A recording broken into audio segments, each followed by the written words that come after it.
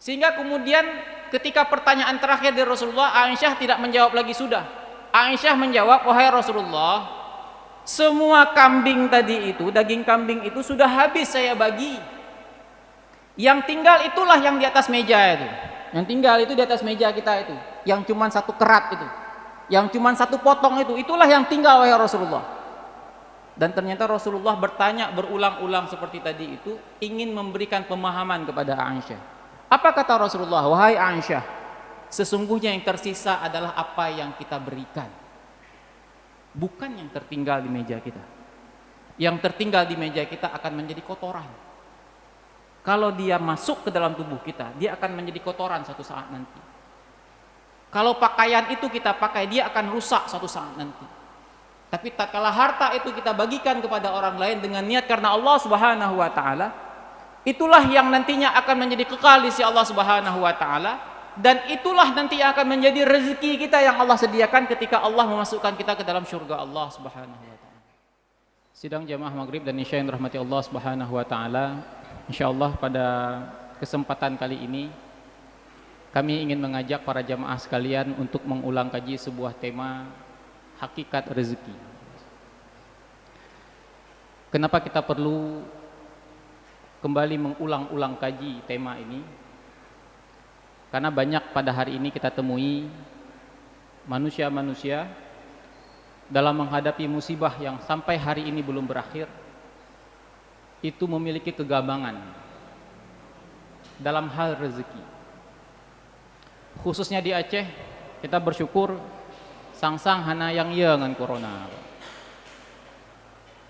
Pemerintah pegah pakai masker, jaga jarak.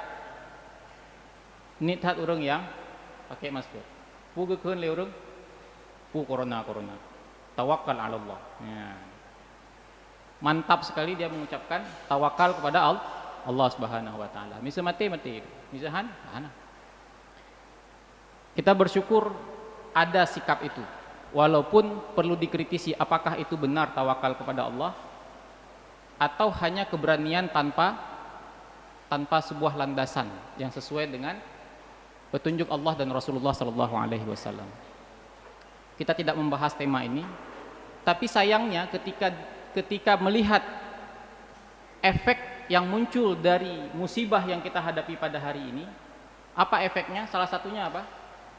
Perekonomian merosot. Begitu banyak sektor-sektor perekonomian itu bangkrut. Jangankan kita di sini, di luar negeri juga begitu.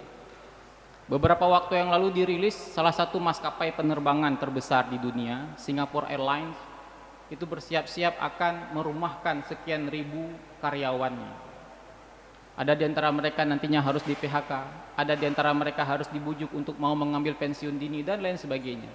Di kita juga begitu. Banyak pedagang-pedagang mengeluhkan sepi sekarang. Ada kantor-kantor yang tutup, sekolah yang tutup. Ada di antara kantor-kantor tersebut karyawan-karyawan honorer yang ketika rumah sekolah tutup, ketika kantor tutup, mereka tidak memperoleh gaji. Mulai kemudian muncul kekhawatiran. Apa yang mereka khawatirkan? Besok mau makan apa? Lusa mau makan apa? Bagaimana hidup saya bulan depan? Bagaimana kalau sudah 3 bulan tidak menerima gaji? Tadi mantap sekali tawakalnya, tapi dalam hal ini begini orang sekarang. Takut. Ada kemudian rumah tangga khawatir karena selama pandemi ini membengkak kebutuhan rumah tangga. Biasanya keperluan pulsa cuma 100.000 sebulan cukup, sekarang 300.000 nggak cukup. Sementara pemasukan tetap, pengeluaran bertambah. Banyak anggota rumah yang kemudian banyak menetap di rumah, tidak berani keluar rumah, akhirnya AC hidup 24 jam, bertambah bengkak lagi PLN dan lain sebagainya, muncul kegalauan. Apakah cukup? Bagaimana saya melalui hari-hari ke depan ini? Bagaimana makan saya dan lain sebagainya. Dan disinilah kemudian kita harus memahami bahwa apa yang kita hadapi pada hari ini adalah ujian dari Allah Subhanahu wa taala. Dan ujian ini kita berdoa kepada Allah Subhanahu wa taala kita harus lulus.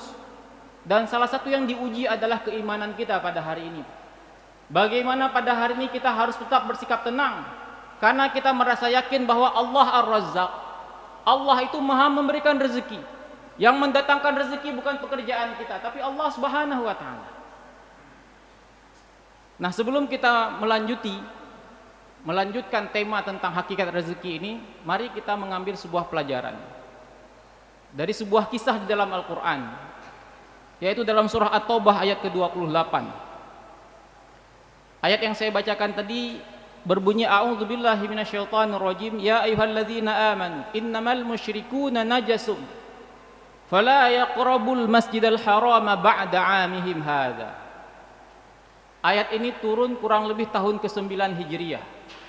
Setelah Rasulullah sallallahu alaihi wasallam bersama para sahabat berhasil menaklukkan kota Mekah, menaklukkan musuh-musuh Islam yang selama ini selalu meneror mereka, selalu mengolok-olok Rasulullah. Tapi pada hari itu Rasulullah berhasil menaklukkan Abu Sufyan, menaklukkan musuh-musuh Islam yang lain.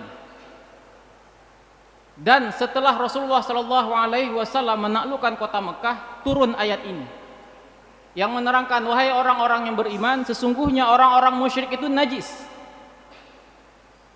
Dan perintah Allah Subhanahu wa taala, fala yaqrabul masjidal harama ba'da 'amihim hadza. Allah menetapkan bahwa setelah tahun ini tidak boleh ada satupun di antara mereka orang-orang kafir yang boleh mendekati Masjidil Haram. Tidak boleh masuk lagi ke kota Mekah. Sampai hari ini perintah itu belum dicabut, dan sampai hari kiamat perintah itu tidak akan dicabut. Ketika turun ayat ini, sebagian sahabat khawatir. Apa kekhawatiran mereka? Kita tahu bahwa kota Mekah adalah sebuah kota yang tidak memiliki produksi. Tidak ada di sana itu lahan pertanian. Air pun susah. Sehingga memang sebagian besar kebutuhan masyarakat kota Mekah dipasok dari luar. Kebutuhan gandum, buah-buahan, dan lain sebagainya harus dipasok dari luar. Dan sebagian besar pemain-pemain kebutuhan pokok ini adalah orang-orang kafir yang mensuplai kebutuhan pokok. Kalau hari ini suplai minyak, suplai beras, semua itu orang-orang bukan Islam. Kalau dibilang kafir bermasalah lagi. Nah, sementara ketika kota Mekah ini atas perintah Allah Subhanahu wa taala tidak boleh lagi dimasuki oleh orang-orang kafir, pertanyaannya nanti bagaimana dengan kebutuhan kita? Banyak sekali kerugian yang kita alami, wahai Rasulullah. Kita tidak bisa lagi bertransaksi dengan mereka. Muncul kekhawatiran di antara para sahabat, turun omset perdagangan mereka. Kekhawatiran di antara mereka bagaimana kita bisa menyuplai kebutuhan pokok kita dan lain sebagainya. Sahabat ini, Pak, sudah sekian tahun bersama Rasulullah, itu mereka sudah dibentuk oleh Rasulullah menjadi pribadi-pribadi bukan hanya tidak takut mati, tapi orang-orang ini adalah orang-orang yang mencintai kematian. Sehingga ketika panggilan perang datang dari Rasulullah, mereka adalah orang-orang yang terdepan menyambut panggilan itu. Tidak takut mati mereka. Bahkan mereka mencari mati di medan perang, mengharapkan kematian di medan perang. Tapi begitu kena dengan cobaan ini, ada kekhawatiran pada diri mereka. Besok mau makan apa? Jadi sebenarnya ada yang lebih menakutkan daripada kematian. Apa itu? Kemiskinan. Mungkin di antara kita tidak takut mati. Bahkan mungkin ada di antara kita, kalau ada cerita masjid dilecehkan, itu dia duluan pergi untuk membela masjid, membela kehormatan masjid, walaupun di masjid nggak pernah nampak. Kalau ada ulama yang dilecehkan, siapa dia yang melecehkan ulama saya? Dia duluan di depan. Padahal ketika ulama itu kasih pengajian nggak pernah datang.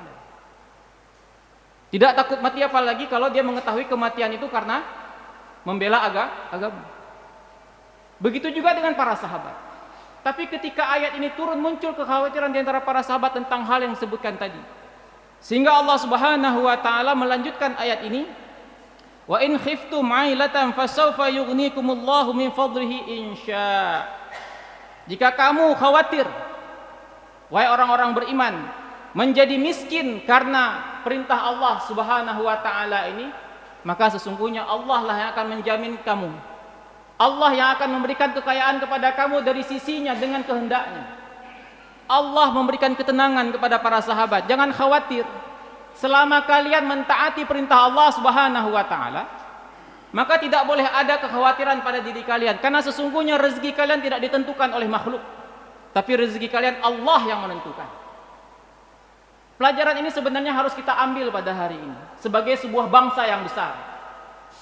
Bukan kemudian kita merendahkan diri kita di hadapan kekuatan asing, bahkan harus menjual agama kita demi mendapatkan bantuan dari luar negeri. Tapi seharusnya yang kita kembali adalah kepada Allah Subhanahu wa taala, karena Allah yang menjamin. Dan ketika kemudian ayat ini dilaksanakan oleh Rasulullah dan para sahabat, apakah kemudian di kemudian hari kita melihat sahabat jatuh miskin? Tidak. Sahabat tidak jatuh miskin. Yang kaya semakin Allah tambah kekayaannya, seperti Abdurrahman bin Auf, Utsman bin Affan dan lain sebagainya. Kenapa? Allah memberikan jaminan kepada mereka. Sehingga tinggal kepada kita pada hari ini seberapa besar keyakinan kita kepada Allah atau keyakinan kita kepada makhluk. Selama keyakinan kita ada kepada makhluk, bahwa ada makhluk yang memberikan rezeki kepada kita, maka selama itulah kita akan menjadi manusia-manusia yang stres, yang khawatir dengan masa yang akan datang. Kita kembali lagi kepada tema hakikat rezeki. Ada begitu banyak definisi apa itu rezeki. Tapi di antara sekian banyak definisi dari rezeki itu ada satu pendapat yang menurut saya ini paling menarik untuk dikaji. Yaitu pendapat yang disampaikan oleh seorang ulama besar dari Mesir yang bernama Syekh Muhammad Mutawalli Asy-Sya'rawi rahimahullahu taala. Beliau menulis sebuah kitab yang judulnya Ar-Rizqu. Sebuah buku yang begitu tipis, tidak sampai 100 halaman. Tapi kajiannya tentang rezeki begitu luar biasa. Menurut hemat beliau, rezeki itu adalah sesuatu yang kita manfaatkan. Baik itu sesuatu yang kita makan atau kita gunakan. Itu definisi pertama dari rezeki. Definisi yang kedua dari rezeki itu adalah kita sebagai orang beriman, rezeki itu adalah segala sesuatu yang kita infakkan di jalan Allah Subhanahu wa taala. Itulah rezeki. Sehingga berdasarkan penjelasan dari beliau ini, ada hal yang berbeda antara barang milik kita dan barang rezeki kita. Itu satu hal yang berbeda. Belum tentu kita memiliki sebuah harta, harta itu pasti menjadi rezeki kita, belum tentu. Kita punya tabungan di bank, di rekening bank 1 miliar. Kalau ditanya, uang itu atas nama siapa? Atas nama saya. Saya punya uang 100 juta katakanlah di sebuah bank. Atas nama siapa? Atas nama Imanullah. Kalau malam ini saya mati, uang itu punya siapa? Beralih kepemilikannya. Uang itu memang punya saya, tapi belum sempat saya manfaatkan. Justru yang mengambil manfaat dari uang saya adalah bank. Dia putar dan lain sebagainya. Bisa juga rezeki kita bukan dari sesuatu yang kita miliki. Ini sebentar lagi habis sholat isya, waktu makan malam. Saya ambil contoh Pak Nasir. Keluar dari sini, tiba-tiba diajak sama Pak Munir, ya tapajuh mirumbia. Uang yang dipakai uang Pak Munir. Yang makan Pak Nasir. Rezeki Pak Nasir makan mirumbia 1 piring hari ini. Uang punya siapa? Punya Pak Munir. Artinya rezeki itu bisa jadi sesuatu yang tidak kita miliki, atau bisa jadi sesuatu yang kita miliki belum tentu rezeki kita. Saya sering ilustrasikan ibu-ibu di belakang menjahit baju.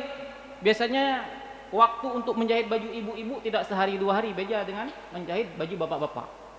Banyak sekali rombe-rombe dan lain sebagainya. 2 bulan baru selesai. Hari ini dijahit, 2 bulan yang akan datang baru selesai. 2 bulan yang akan datang berat badan nambah. Hari ini ketika dijahit, disetel berat badan 50 kilo. 2 bulan yang akan datang jadi 60 kilo. Begitu selesai baju itu, tidak bisa pakai. Tapi tetap diambil, tetap dibayar karena sudah kita pesan. Taruh di lemari. Pada suatu hari datang adik kita lebih kurus daripada kita. Kak, ini baju siapa? Cantik kali ini. Ambil aja untuk kamu. Nggak sempat saya pakai lagi karena sudah sempit. Baju kita, tapi siapa yang pakai? Dia, rezeki dia. Itu nanti ada air ditaruh di sini, Pak. Biasanya untuk menceramah. Itu air siapa? Air punya Imanullah, nggak perlu, Pak. Contoh. Kalau dibilang itu punya siapa? Untuk saya. Tapi seringkali ketika air ditaruh di sini, saya lupa minum. Pulang saya masih ada air di sini. Kata Pak Nasir, oh maka dua tengku Imanullah jeb iuno. Kakelung jeb mana? Airnya punya saya, tapi nggak jadi rezeki saya. Bahkan pada hari ini ada orang punya banyak uang, Dia bisa membeli makanan apa saja yang dia inginkan. Tapi kata dokter nggak boleh makan lagi. Ada uang 100 juta, mau beli apa? Dia beli kambing. Beli apa lagi? Beli daging sapi, beli ini, beli itu. Beli udang, semua dia bisa beli. Tapi ketika sudah tersaji di atas meja, nggak bisa makan. Dia punya uang, tapi rezeki dia sebagian sudah ditahan sama Allah Subhanahu wa taala. Jadi rezeki ini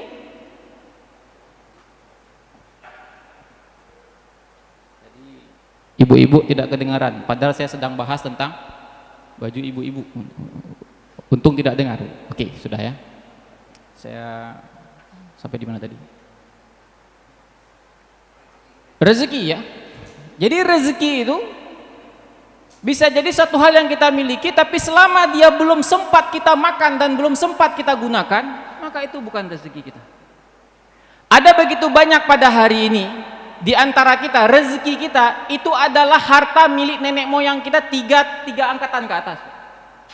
Mungkin nenek kita dulu, tuan tanah, ketika dia meninggal dia punya tanah 1 hektar, tidak sempat dia habiskan, jatuh ke anaknya, dibagi 10 mana, dibagi lagi, nggak habis juga, dibagi lagi, sampai kemudian tinggal di kita, nggak mungkin kita tinggal karena tinggal 1 meter persegi, kita jual, laku 1 juta, kita beli makanan, kita makan, itulah rezeki kita. Punya siapa? Punya nek kita tuh.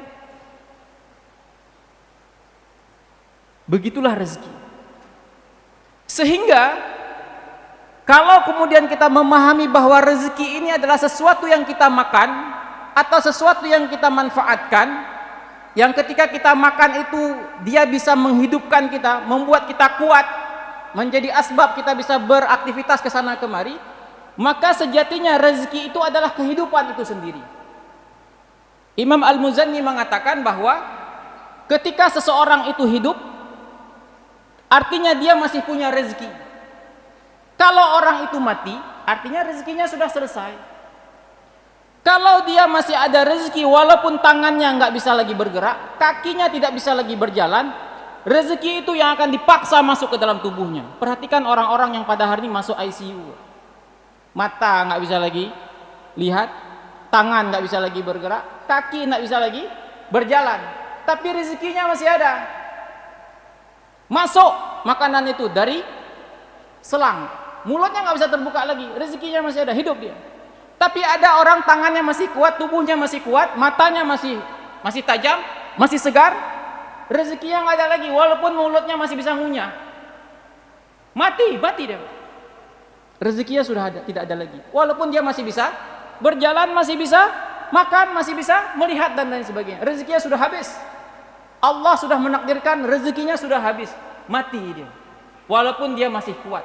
Ada orang yang tidak bisa lagi berjalan, matanya tidak bisa lagi membuka, mulutnya tidak bisa lagi mengunyah, tapi rezekinya masih ada, masih hidup. Itulah rezeki. Sehingga Rasulullah SAW mengatakan dalam sebuah hadis yang diriwayatkan oleh Jabir, diriwayatkan oleh Ibnu Majah dari sahabat Ibnu Jabir, "Ayuhan nas, ittaqullah wa ajmilu fi talabi fa inna nafsan lan tamuta hatta tastawfiya rizqaha." Apa kata Rasulullah SAW? Wahai manusia, bertakwalah engkau kepada Allah Subhanahu wa taala. Dan apa kata Rasulullah? Wa ajmilu fit talab. Perbaguslah jalan yang engkau tempuh untuk mencari rezeki.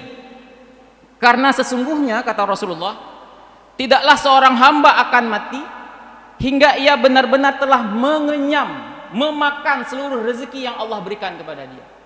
Artinya selama rezeki itu masih ada, dia tidak akan mati. Tapi ketika rezekinya sudah habis, selesai. Sekitar 10 tahun yang lalu mungkin bapak-bapak atau anak-anak muda pernah ingat ya, seorang kakek yang viral karena sebuah lagu, judulnya Tak Gendong. Siapa namanya? Mbah Surip. Lagunya sederhana, dipanggil ke sana kemari, orang bilang apa? Rezekinya, rezeki dia. Lagu cuman segitu, dipanggil ke sana kemari, uangnya banyak sekali. Lagi uangnya banyak begitu, meninggal. Walaupun dia punya banyak uang, Rezekinya kata Allah habis, mati dia. Beberapa waktu yang lalu teman saya menceritakan, beliau tinggal di daerah barat selatan, banyak emas di sana. Ada tetangganya ketika pergi ke sebuah sungai menemukan sebongkah emas, Pak. Tak kurang 1 kilogram emas dapat. 6 hari kemudian meninggal dia. Orang bilang ketika dia menemukan sebongkah emas rasa kira ada nih. Tapi apakah betul rezeki dia? Itu hanya punya dia, Pak. Tapi rezeki dia kah? Belum tentu. 6 hari kemudian dia meninggal tanpa sedikit pun dia pernah menikmati emas yang dia punya. Tapi yang mengerikan, walaupun harta tadi itu belum tentu rezeki kita, tapi selama dia milik kita harus kita pertanggungjawabkan. Itu yang mengerikan. Uang 1 miliar di rekening bank nggak semua jadi rezeki kita, tapi hartanya atas nama kita, tanggung jawab. Allah tanya. Nggak ada nanti di akhirat ketika kita harus mempertanggungjawabkan sekian banyak yang harta yang sudah kita kumpulkan siang dan malam, kita bilang, itu nggak saya makan ya Allah, itu cuma punya saya saja. Tidak ada cerita. Dia harus dipertanggungjawabkan. Sehingga menurut agama, disinilah kemudian agama memberikan pemahaman kepada kita. Alangkah aneh ada orang yang kemudian rela menghabiskan waktu siang dan malam, bahkan mengorbankan ibadahnya untuk mengejar-ngejar harta itu. Padahal di hari kemudian harta itu, harta yang sekian banyak dia miliki, nggak semuanya sanggup dia makan. Kita punya banyak uang hari ini, Pak. Tapi yang bisa masuk ke perut kita nanti itu paling 1 piring makan. 1 piring nasi yang sanggup. Kalau gemuk kali badan bisa 3 piring. Ada yang bisa makan 100 piring? Nggak ada, walaupun dia banyak kali uang. Banyak kali uang kita pada hari ini, kita bisa membeli sekian puluh rumah, nanti malam kita cuma bisa tidur di 1 rumah. Banyak kali uang kita bisa membeli pakaian yang mahal, sekali pakai cuma bisa 1 pakaian. Tapi yang harus kita pertanggungjawabkan adalah sekian banyak pakaian yang di lemari yang nggak dipakai-pakai. Sekian banyak rumah yang sudah kita buat entah untuk siapa. Dia harus dipertanggungjawabkan. Walaupun tidak kita.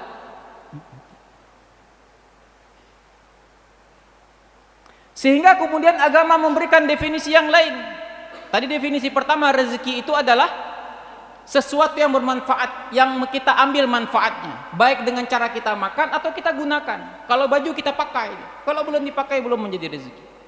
Yang kedua, menurut agama, rezeki itu adalah segala harta yang kita infakkan di jalan Allah Subhanahu wa taala. Itulah rezeki. Jadi ketika pada hari ini kita mendapatkan sekian banyak uang, selama harta itu tidak kita infakkan belum jadi rezeki kita. Sehingga pernah suatu ketika Rasulullah Shallallahu Alaihi Wasallam itu pegat khauri Islam, potong seekor kambing, menyembelih seekor kambing dan kemudian dimasak. Dan kemudian Rasulullah memerintahkan Aisyah untuk membagi-bagikan daging kambing itu.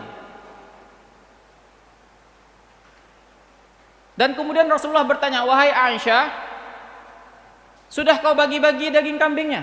Sudah kasih untuk si fulan? Sudah ya Rasulullah.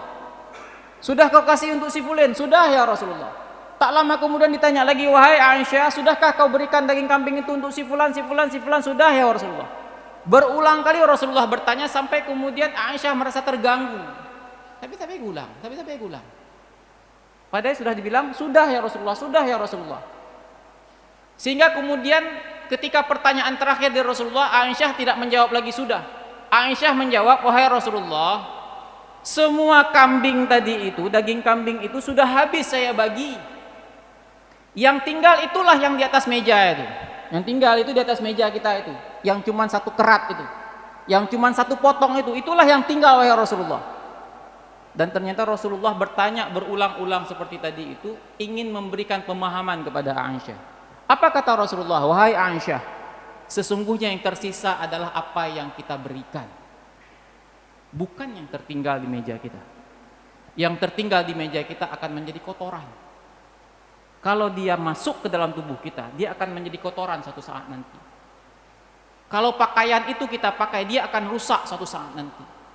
Tapi tatkala harta itu kita bagikan kepada orang lain dengan niat karena Allah Subhanahu wa taala, itulah yang nantinya akan menjadi kekal di sisi Allah Subhanahu wa taala, dan itulah nanti yang akan menjadi rezeki kita yang Allah sediakan ketika Allah memasukkan kita ke dalam surga Allah Subhanahu wa taala. Itulah hakikat rezeki. Sehingga ketika kita memahami bahwa sejatinya rezeki itu adalah sesuatu yang kita gunakan, dan kehidupan kita itu sejatinya adalah rezeki, maka tidak perlu ada kekhawatiran seharusnya pada diri kita. Kalaupun pada hari ini uang kita banyak, tapi kalau rezeki kita habis, mati juga kita. Walaupun pada hari ini kita tidak punya sesuatu apapun, tapi kalau Allah menakdirkan kita masih hidup, Allah tetap akan menjamin rezeki kita. Pernah suatu ketika Rasulullah SAW menceritakan sebuah kisah pada zaman Bani Israel dulu. Sebuah riwayat sebuah kisah yang diriwayatkan oleh Imam At-Tabrani. Rasulullah mengisahkan ada suami istri yang lapar. Betul-betul lapar. Tidak ada makanan. Laparnya ini sudah gemetaran ini. Tidak ada satupun di dalam rumah itu yang bisa dipakai untuk makan. Akhirnya karena nggak tahu mau ngapain lagi, sang suami kemudian pergi keluar. Dan entah kemana juga. Akhirnya dia hanya bisa duduk termangu di sebuah tanah lapang. Dan di rumah ketika mengetahui suaminya keluar, berusaha walaupun di luar nggak tahu usaha kemana, istrinya berdoa, ya Allah, berikanlah kepada kami rezeki. Berikanlah kepada kami sesuatu yang bisa kami olah untuk kami makan. Berdoa. Nyoka Romang. Tak lama kemudian pulang si suami melihat tungkunya sudah penuh dengan daging. Tempat tumbuk gandum itu sedang menumbuk-numbuk gandum. Kemudian si suami ini bertanya, "Nyo betul puhan hadisnya betul?" Bertanya kepada si istri, "Dari mana ini makanan ini?" Sang istri menjawab, "Ini dari Allah Subhanahu wa taala." Dan kemudian dengan segera si suami ini mengambil tumbukan gandum tadi itu, diambil dan kemudian dibersihkan, dikumpulkan gandum itu. Dan tiba-tiba enggak bergerak lagi gandumnya. Nah, yang menarik Rasulullah mengatakan, andai saja dia membiarkan penumbuk gandum itu biar saja begitu, maka niscaya penumbuk gandum itu akan terus bekerja menumbuk-numbuk sampai hari kiamat, tidak akan berhenti-berhenti. Allah punya cara. Bagaimana cara Allah Subhanahu wa taala memberikan rezeki? Inilah Allah Ar-Razzaq. Maka kemudian Allah Subhanahu wa taala menyuruh kita untuk memperhatikan alam semesta, dan dalam Al-Qur'an juga banyak. Bagaimana Allah Subhanahu wa taala menyuruh kita melihat ada makhluk-makhluk Allah, kalau kita lihat fisik mereka, mereka nggak mampu mencari makanan, tapi Allah yang menyediakan untuk mereka makanan. Pernah kita berpikir cicak dia hidup di dinding, dia tidak punya sayap. Apa makanannya? Nyamuk punya sayap, nyamuk bisa terbang. Pernahkah kemudian cicak menggerutu kepada Allah, ya Allah kalau begini mati long ya Allah. Yang jamuk jadi terbang. Long hanjut.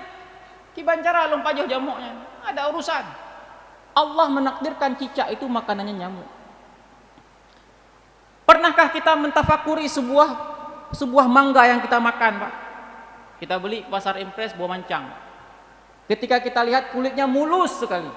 Begitu kita belah, ada binatang serangga di dalam. Dari mana dia masuk? Serangga di dalam segini besar. Sementara tidak ada lubang yang sebesar situ. Dari mana dia masuk? Bagaimana dia makan? Sementara kita kalau masuk ke dalam itu tidak ada oksigen, mati, tapi dia bisa hidup. Siapa yang punya kuasa melakukan seperti itu? Allah, Pak. Allah Ar-Razzaq. Allah menyuruh kita untuk mentafakuri Allah mampu memberikan rezeki kepada makhluk yang tidak bisa apa-apa, apalagi manusia. Tapi justru manusia ini yang paling sering susah, yang paling sering depresi akan masa depannya, padahal dia punya akal, sementara binatang-binatang tadi tidak punya akal. Sehingga pernah ada seorang ulama berdoa kepada Allah Subhanahu wa taala. Apa doanya? Allahumma rzuqna kama tarzuqul bughas. Beliau berdoa begitu. Ya Allah, berikanlah kepadaku rezeki sebagaimana Engkau memberikan rezeki kepada seekor bughas. Apa itu bughas? Bughas itu sejenis burung pemakan bangkai. Sejenis burung pemakan bangkai. Burung pemakan bangkai ini ketika dia bertelur, Dia akan menetas di tempat-tempat yang begitu tinggi, Pak, di tebing-tebing yang begitu curam. Dan kemudian dia pergi. Allah memang ilhamkan si burung ini, begitu dia bertelur, dia pergi. Sampai kemudian si telur ini menetas, Pak. Begitu menetas, jadilah kemudian anak-anak burung. Terbang belum bisa, di bawah jurang. Bagaimana cara dia makan? Mamanya entah kemana. Ulama ini berdoa, ya Allah, berikanlah kepadaku rezeki sebagaimana engkau memberikan kepadaku rezeki, sebagaimana engkau memberikan rezeki kepada seekor burung pemakan bangkai. Ternyata, Pak, burung pemakan bangkai ini ketika dia masih kecil, dia memang nggak bisa kemana-mana. Tapi Allah menjadikan tubuhnya ketika dia masih kecil itu mengeluarkan aroma. Aroma ini kemudian mengundang serangga-serangga untuk datang. Jadi dia tidak perlu pergi. Allah yang kemudian mengantarkan rezeki itu kepada si burung dengan cara menjadikan tubuhnya itu beraroma. Datang serangga itu, pluk, makan. Datang lagi serangga itu, pluk, makan. Sampai kemudian dia tumbuh besar. Ketika dia tumbuh besar, punya sayap, aromanya hilang. Akhirnya dia bisa mencari makanannya sendiri. Pernahkah kita mentafakuri, Pak, ular? Bak belang, nak, ada ular ya, di sawah ada ular. Ular apa namanya? Bukan ular, iya, ular sawah. Ular sawah, ular piton ya. Kenapa ular piton itu tidak berbisa, Pak? Tapi kalau kita melihat ular-ular yang berbisa, yang luar biasa, kayak ular mamba dan lain sebagainya itu, di mana dia hidup? Bukan di sawah, Pak. Di gurun pasir sana.